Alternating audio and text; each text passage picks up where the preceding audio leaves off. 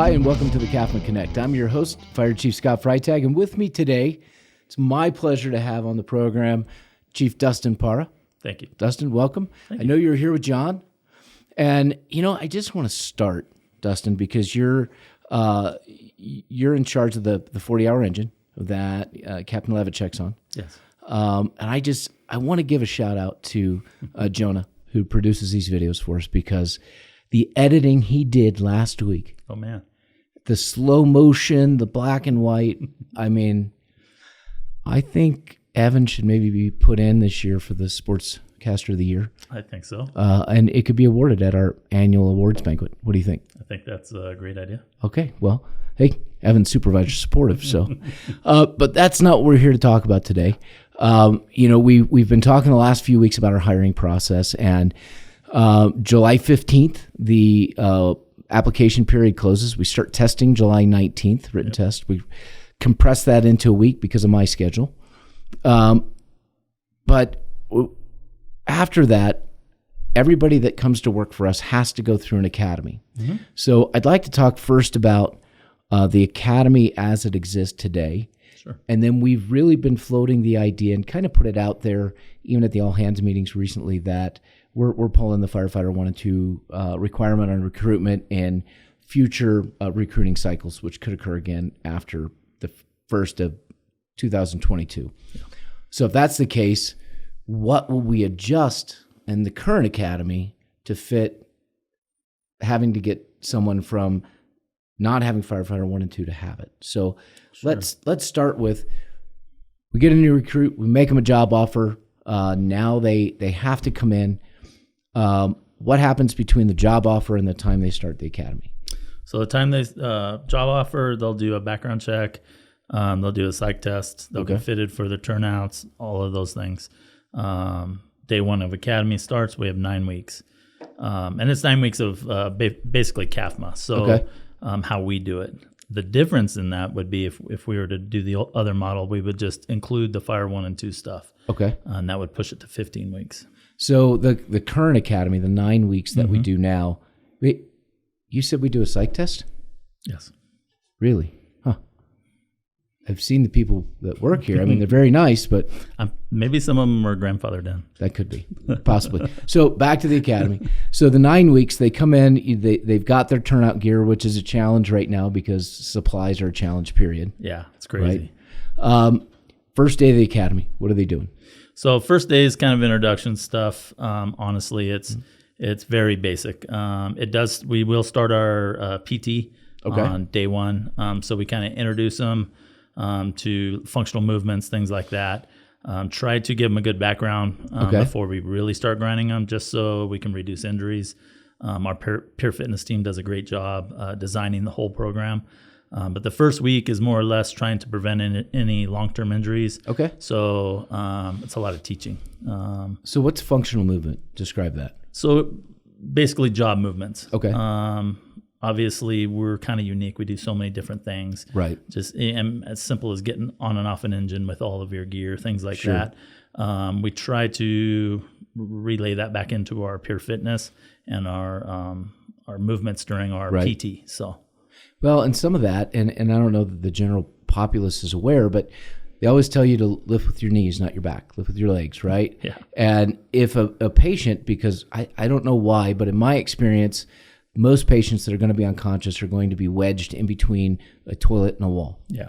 And there's not a good way to use your regular lift with your legs technique to get that person out. And same thing on a fire scene when you're crawling around. So really our goal at the beginning is teach them how not to get hurt, or at least reduce the level of injury. Yep. Something I want to point out, because you're starting out with the educational portion. Hey, here's how we try to keep you from getting hurt. That this is not like entering into the military. Sure. So yes, it's a paramilitary type environment. Yeah.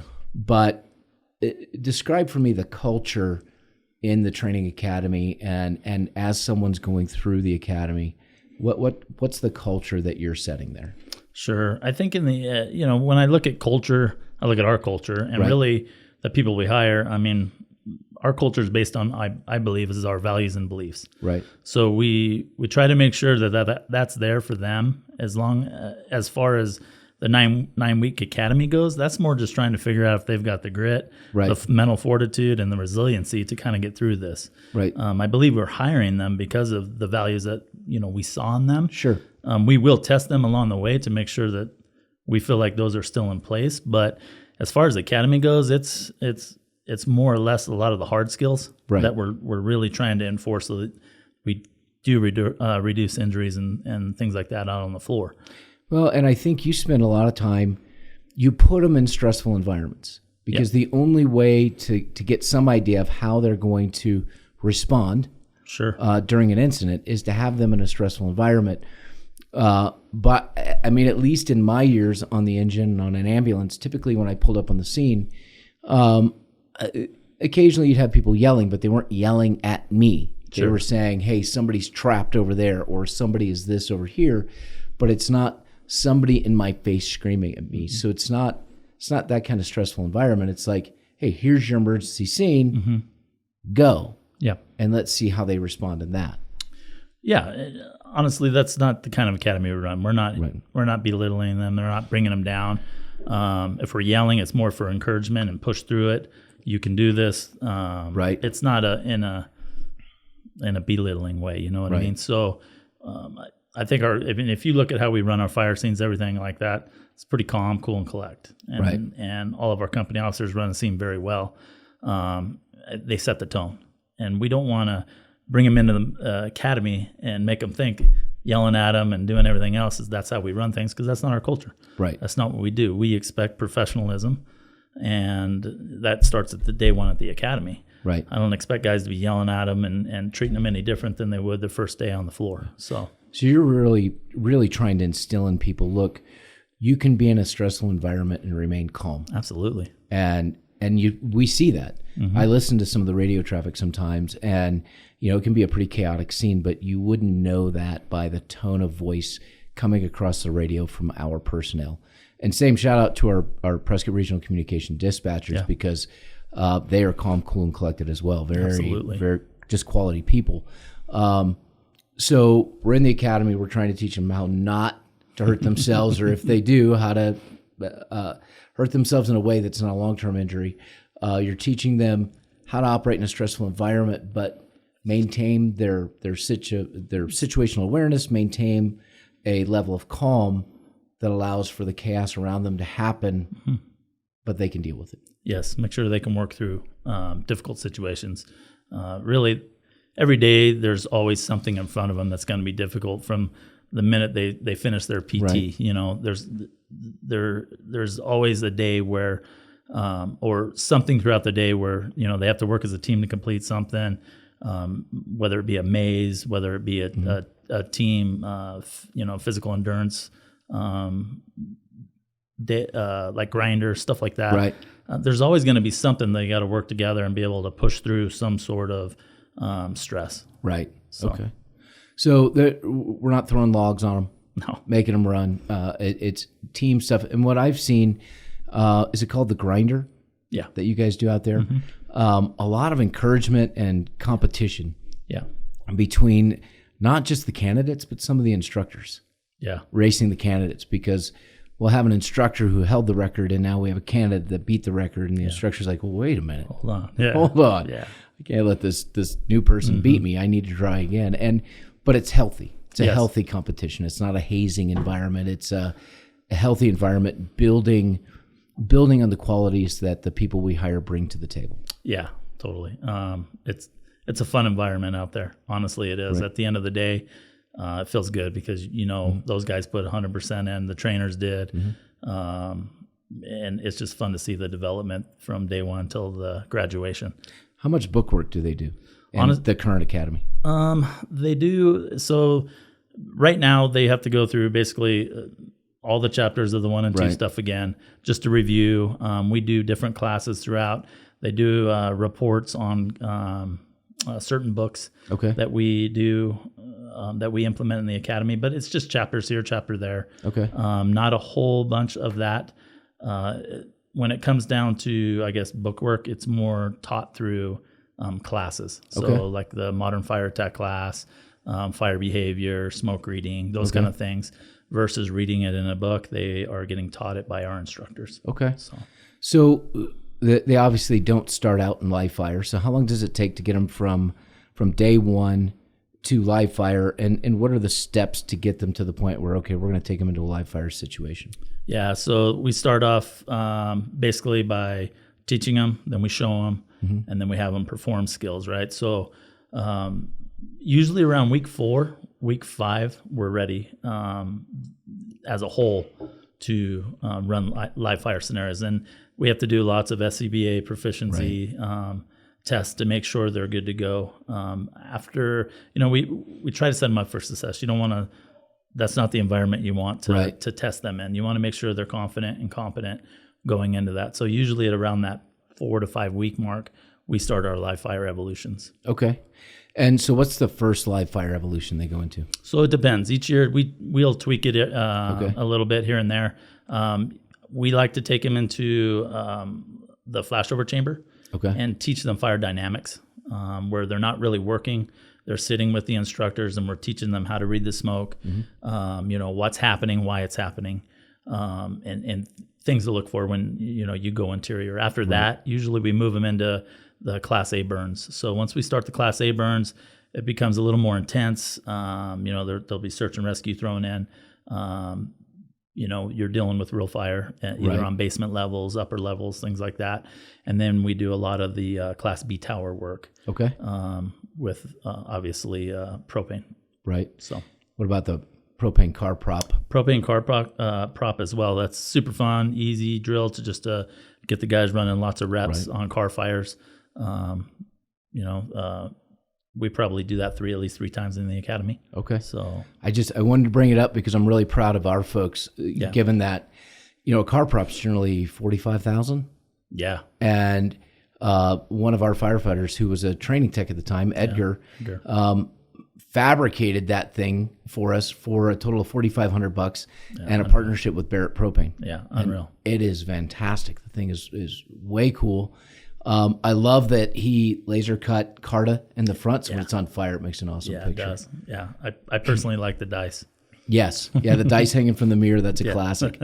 So we talk about fire, and we know that's part of it, but there's other parts of the academy as well, because I think you do some driver's training, you do some auto extrication. Tell me about some of those other things that you work on. Yeah, so starting with extrication, You Pick It always donates cars to us for our academies. Great partners. They come down, we'll set up different extrication scenarios. Some of our extrication cadre come in, teach all the different options. Obviously, you never know what you're going to get into, but we try to give them all the basics that can get them through on a scene. Teach them about Rescue 42, stabilizing vehicles, the safety behind all of that. We move into, there's lots of different portions. It's not just fire.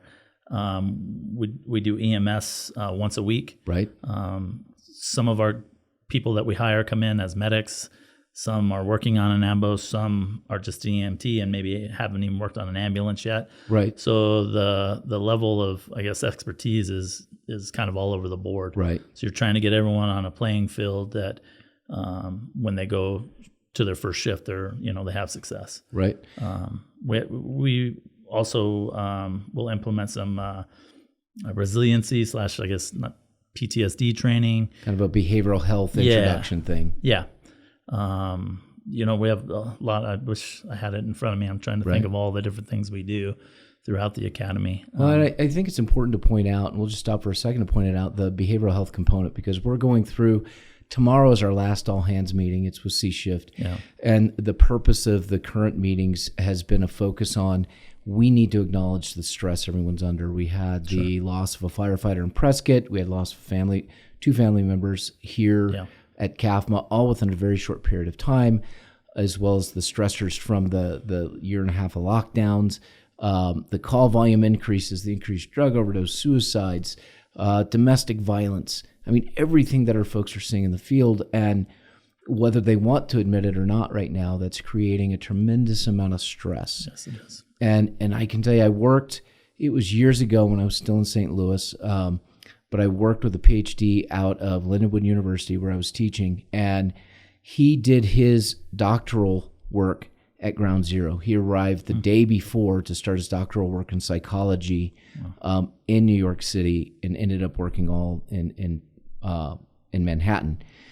And he said what he found was, we don't do a good job introducing the new folks into emergency services, letting them know or painting a picture for them, or just explaining, what's this going to be like?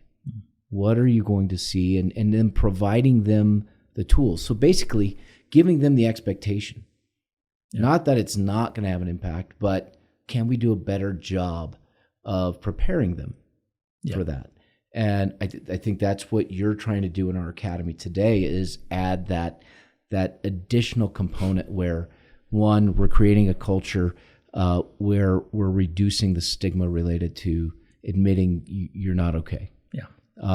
2, understanding and recognizing what that looks like. And 3, here's who you go talk to.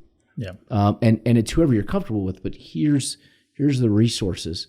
And we're also trying to introduce their significant others to the same, so that they understand. Yeah. I mean, you guys are just doing a fantastic job with what you're including, and I just wanted to point that out for those watching who may not be in the fire service or may not be part of CAFMA. Sure. And that's a vital component. It really is, and we've seen it more and more, I guess, as the stigma kind of starts getting torn down a little bit. Right. We're seeing it more and more as far as people, reaching out, which is good. That's what we want. I think old school thinking is, be tough. Suck it up. Yeah, that's part of your job. In both ways, we want people to be able to seek help, but we also want people to, have some grit and be resilient when these things happen. Sure, it is part of our job. Yeah. What we've seen in the past is, we'll get guys out on the floor right away, and they'll be on a huge fatality wreck and see just things that they've never seen. It's hard on them. So the last couple of years we decided we're setting them up for failure. Sure, they don't know what's coming. It's not all glamour. It's not all we're going to fight fires. There's a lot more to this job. That's very little part of it.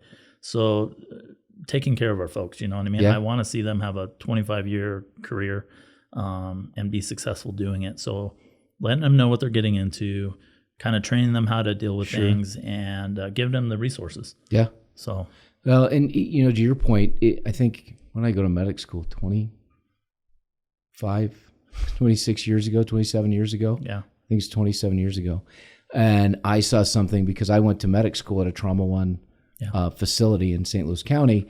And so we would do some of our work, our ride-alongs at other Trauma One facilities, including pediatric. And I remember having a small child, having an incident at a children's trauma hospital, and man, it just impacted me. And I'm like, wow, what is that? I don't understand. And I went to my instructor, and she's like, oh yeah, you're fine. You get over those things. It may bother you for a little bit, but it goes away. And I'm like, okay. Yeah. Who am I to know? I don't know. Yeah. I'm new to the field. I have no idea. I just said, okay. And that's kind of honestly the way I approached most of my career. I'd see things and be like, well, it's going to bother me for a little bit and go away. And the reality is those little things build up, and not everybody struggles with PTSD, but those who do really need to seek help. Yeah. And those who like me are saying, I don't think it really, I've been able to maintain and do well. That doesn't mean a tune-up with a counselor is a bad idea. No, not at all. So just some different things to talk about. Now, when we look at, if we drop the Firefighter 1 and 2, we'd still require EMT. Yep. But now the academy's 15 weeks instead of 9 weeks. And I guess first, let me start by saying when I first got here, we had a reserve pool and a reserve academy. And in order to test with us, you had to be a reserve. Mm-hmm. So most of those people were known when they went on the floor. Yes.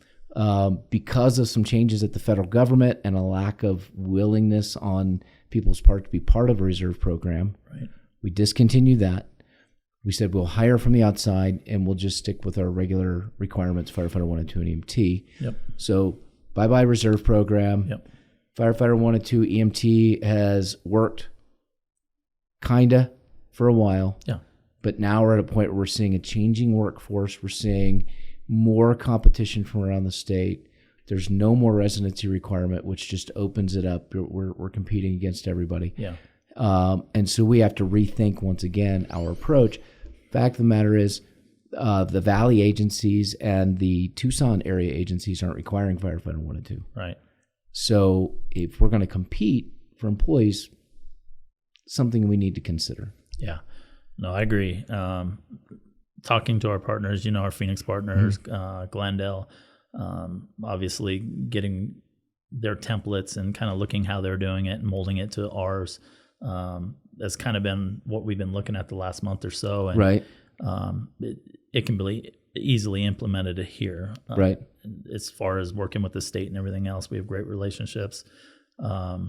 It won't be a problem. It's just additional time. So, we'd have to add hazmat in. We'd have to, our 130, 190 wildland stuff. So, just makes the academy longer, but that's not a big deal at all. Well, and I think the nice part of that is that ultimately we're training them to the CAFMA way. Yes. And I think that's reality anywhere we look. If you go down to Phoenix, there's a reason that people in that Central Valley system have to either have the Phoenix or Glendale Fire Academy. Yeah. Because it's the same material. Yep. And that way there's consistency in response. So they're training them the way they want them. And I think that's part of what we do in our culture. Yeah. We're going to train you the way that we want you to operate on our scenes to our policy. So I see it as an opportunity. Yep. The other opportunity I see with this is that several groups of people I think will benefit from this change. The first one I'd like to highlight are veterans. Yeah.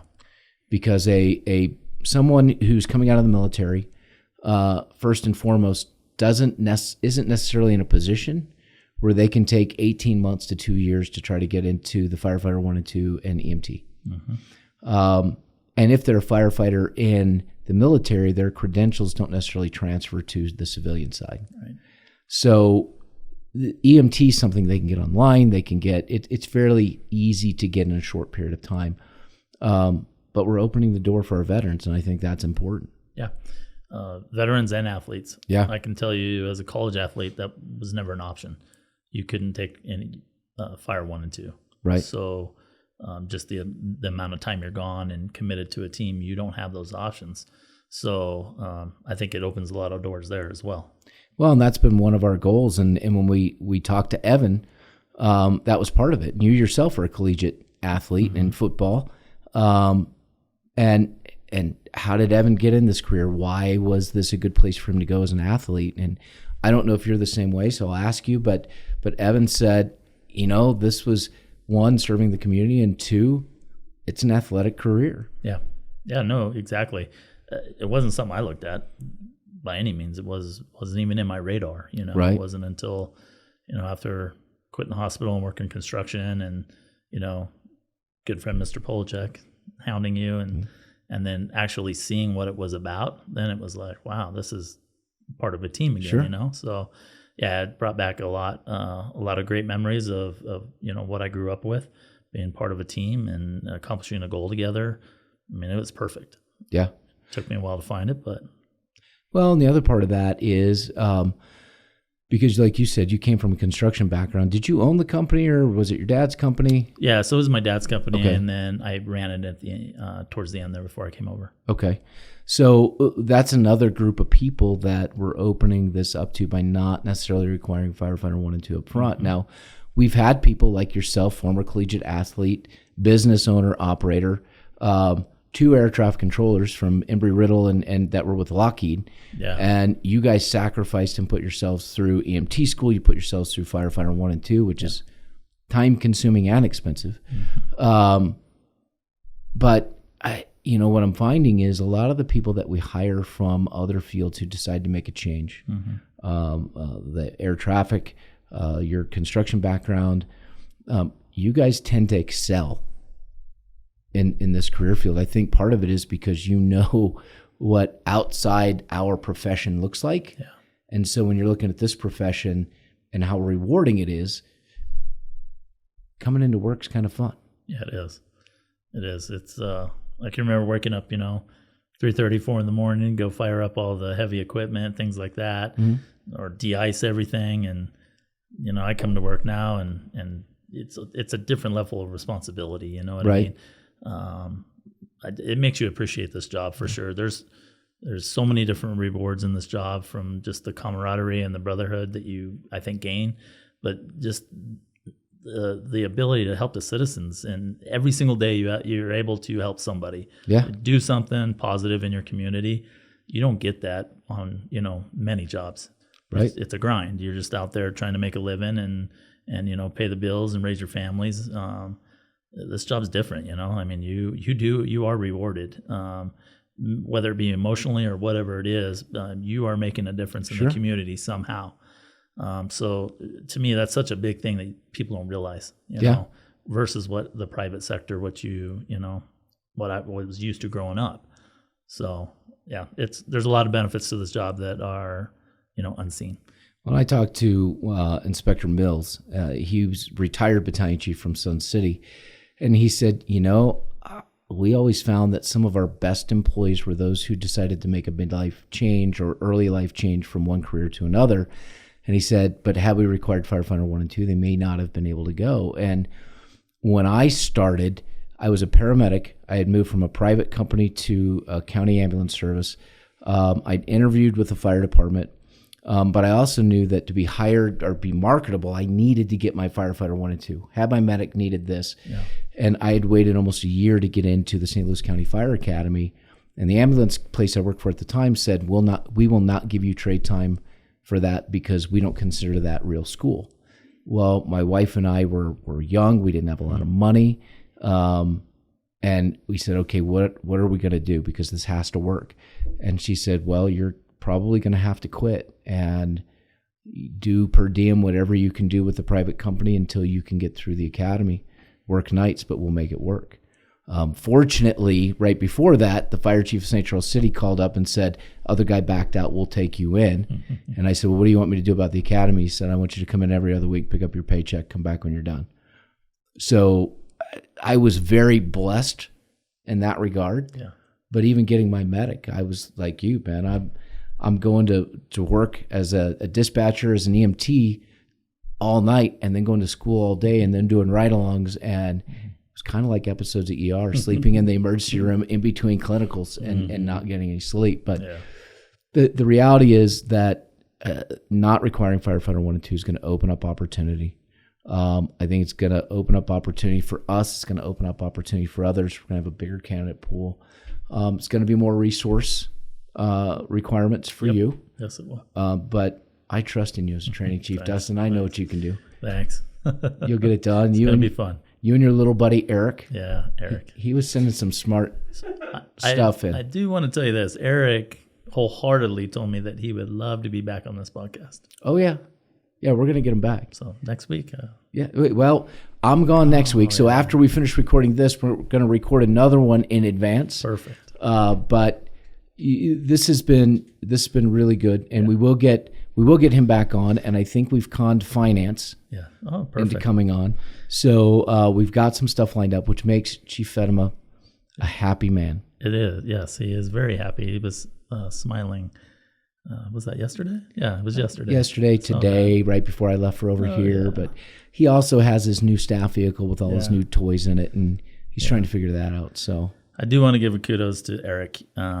Extremely hard worker, doing a great job with our academies.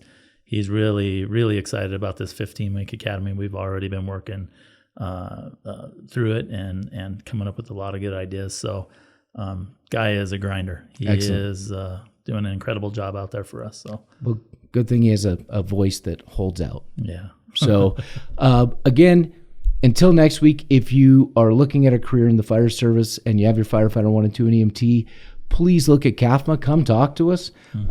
I think this is a great place to work, and I think you'd really enjoy a career here and the opportunities that we have to offer. So if you're not, and you know people, you have a friend that's interested, have them go to our website and get an application, cazfire.org. So until then, thank you for your time.